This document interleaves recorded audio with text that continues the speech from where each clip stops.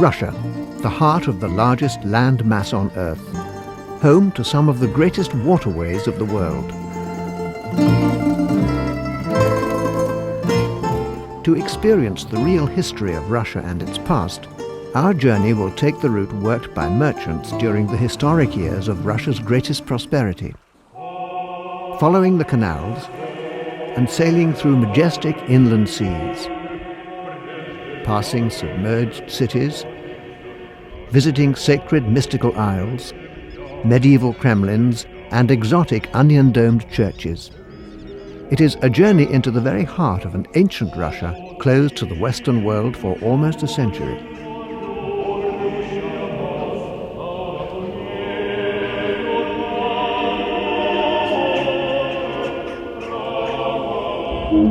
In 1932, the Soviets declared triumphantly, "A waterway is being built which will make inland Moscow a port." For the new Soviet nation, a well-organized rail and water transport network to link the more important cities of the European Soviet Union was essential. The abundant river and lake system in this region held the key, together with the existing waterway network. The Volga-Bal system was devised, a massive waterway network which would finally link Moscow to the sea via St Petersburg. This was the culmination of the dream of many a great Russian leader, a scheme first envisioned by Russia's legendary founding father, Peter the Great, almost 300 years earlier.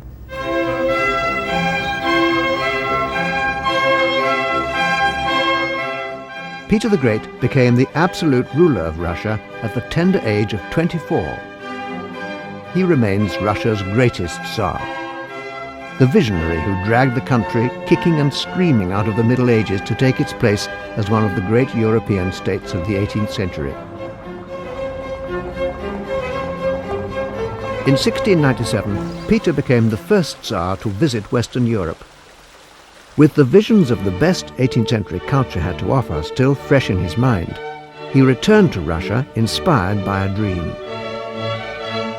To create a modern capital city to rival the best in Europe and to build a waterway which would spread Western influence into the heart of Russia, ensure the safe passage of armaments from inland to the Baltic to support his ongoing war with Sweden, and finally secure a place for Russia on the world stage.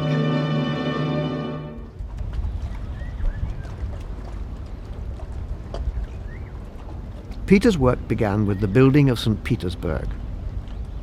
It was here on the 16th of May 1703, on one of the islands at the mouth of the river Neva, that Peter cut 2 strips of soil from the earth, laid them in the shape of a cross, and pronounced, "Here shall be a city." His choice of location could not have been worse. The city was a defensive nightmare, and it was an impractical port. This far north, the river froze hard for several months each year.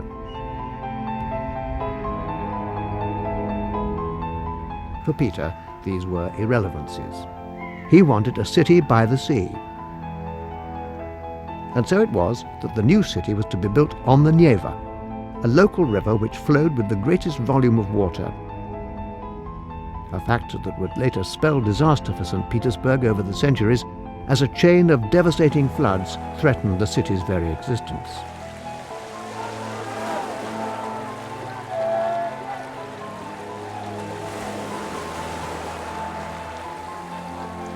Peter was determined that the city should be finished before his death. The punishing building schedule led a contemporary source to reflect, "I doubt one could find a battle in military history that led to the death of more soldiers than the number of laborers who died in St. Petersburg." A team of architects fought day and night to meet Peter's demand for more buildings. Prisoners from the Northern War, Russia's penniless, and an army of serfs were put to work dredging and excavating the foundations. The harsh conditions and mosquito infestation killed thousands.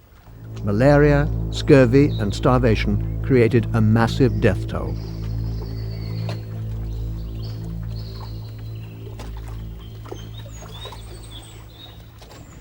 The scale of this achievement is awe-inspiring.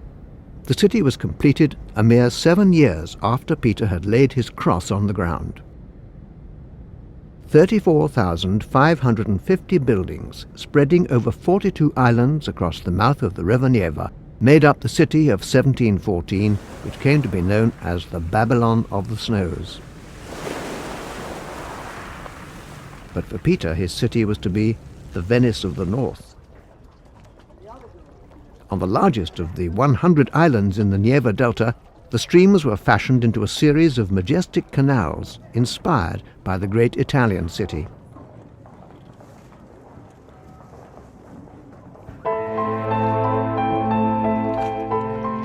This watery dream was another construction nightmare. The canals were too close to the Baltic Sea, and every autumn the Neva's contents gushed into these great water avenues, which promptly burst their banks.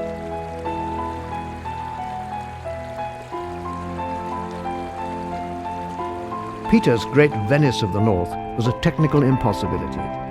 Yet the work persisted, with the frail wooden buildings being replaced by stone structures.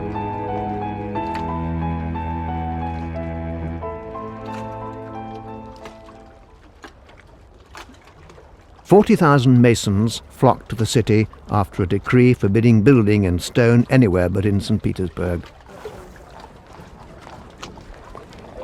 Stone was not an abundant commodity in the marshlands Peter had chosen, and so every St Petersburg citizen was compelled to bring to the city an annual contribution of 100 stones to support the ceaseless building.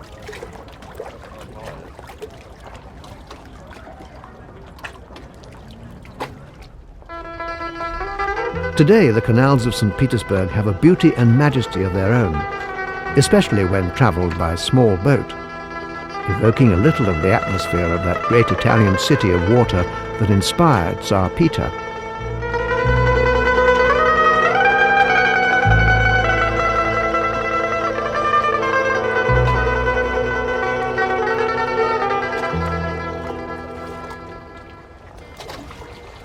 Still today there are poignant reminders that St Petersburg was primarily a maritime port. These columns once blazed with burning hemp oil at night, guiding beacons for incoming shipping.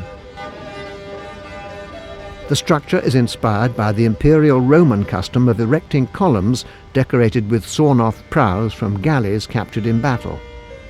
The columns honor Russian naval prowess.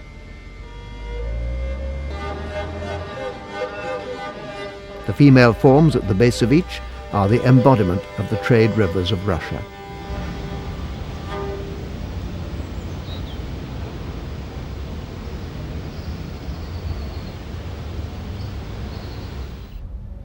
Architects little known in their own countries, Cameron, Trazzini, Rastrelli, made their way to St Petersburg and were immortalized by the work they performed here.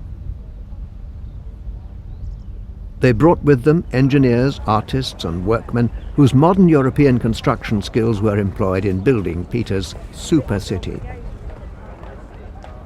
This eclectic mix of Russian and European styles led to the creation of some of the most inspired architectural work in Russia.